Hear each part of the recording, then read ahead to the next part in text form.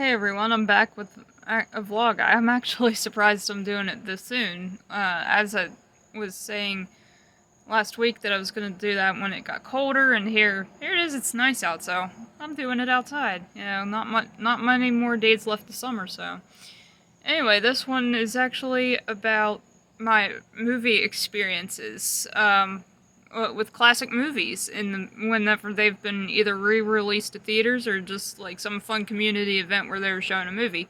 And so anyway, but I'll probably like take it back to maybe my first time I went to see a movie that was in theaters, not as a re-release, but just as like a fun community thing where this local theater was actually it was once a movie theater, and then it became just a show theater. And um, so they decided to show some movies once a month through the summer before pre-pandemic, but they ended up stopping with it, and I saw E.T. And it was during the anniversary of I think it might have been the 30th anniversary, I think it was. So technically that was re-released at theaters at that point in time, but you know, this theater was actually showing it. Just for one night only. And I mean, talk about amazing. I love these classic movies, and I grew up with E.T., even though I'm 90s, you know, born in the 90s, but heck, my parents had E.T. on VHS, so as a little kid I watched E.T. all the time. So it really was a neat experience just going to the movie theater and seeing it, even though it wasn't new. But it felt brand new. And just being with friends made it even cooler. And these friends actually did see E.T. when it was actually in theaters. So, because they're older than me, obviously. No need to detail or ramble on. So anyway, then the following year, they showed Wizard of Oz. And that's one of the few exceptions for me that I like a movie and a musical from the 1930s. And for me, I'm not big into musicals. There's like some few exceptions. Wizard of Oz is one. Sound of Music is the best. And I'm getting to that one in a minute. But that was really neat. It just had that nostalgic feel. And then just to be able to see it in a movie theater was a neat experience.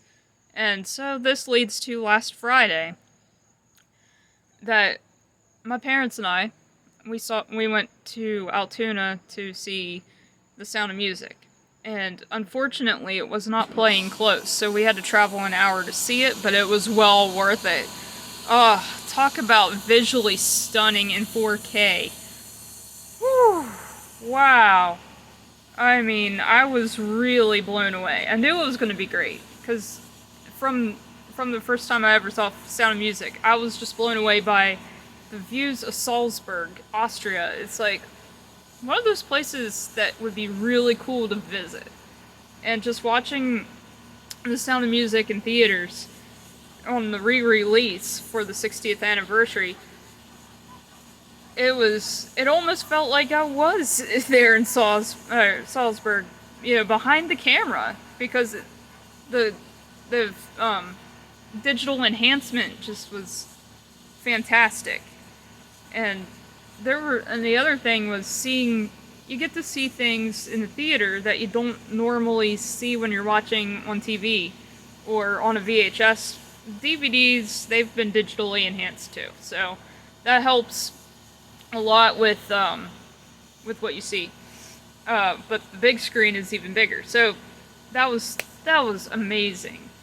One of the best experiences I ever had, and of the three, Sound of Music was the best. And as I've gotten older, that movie I've really come to appreciate it so much more.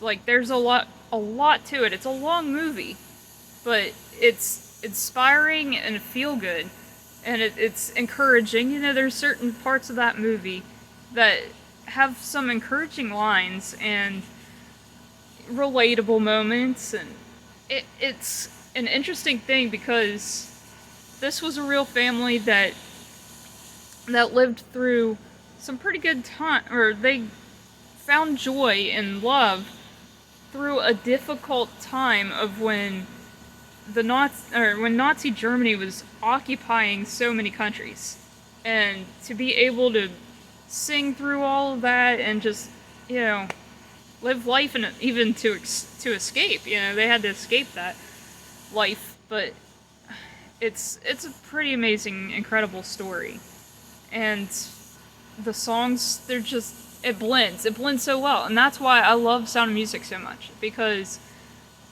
a lot of musicals are hokey in my opinion, because you go from a scene and then all of a sudden spontaneous singing and dancing, and then it goes right back to a movie. Yeah, so that's why I can't really. That's also why I don't care too much for plays and stuff like that, because most plays are musicals. But that there's an exception, and like I said, as I've gotten older, I've found out that Sound of Music is really and truly one of the greatest musicals of all, because there's even funny scenes in it, the songs blend, the songs are catchy, and, you know, when you're feeling down, we'll go listen to one of those songs, they'll perk you back up. But I could go on and on about so many things that I noticed in the theater than watching it on TV, because I watch it on TV most of the time, because we don't have it on I don't have it on VHS or even DVD, which I'm now gonna make a change for that. We're gonna get the DVD very soon. But yeah, there was a lot of things that throughout that 3 hours time that I spotted things in the background or up close that you can't really notice through TV. And also, it was just so cool seeing it in the theaters, because the first time I watched it was on VHS in middle school. As a music class, we watched a bunch of musicals, and that was, out of all the musicals, I was like, I gotta watch all these musicals. But Sound of Music, I was like, that was my reasoning for going to school that 9 weeks. I'm dead serious. It's like, oh yeah, got music class, I'm gonna watch Sound of Music.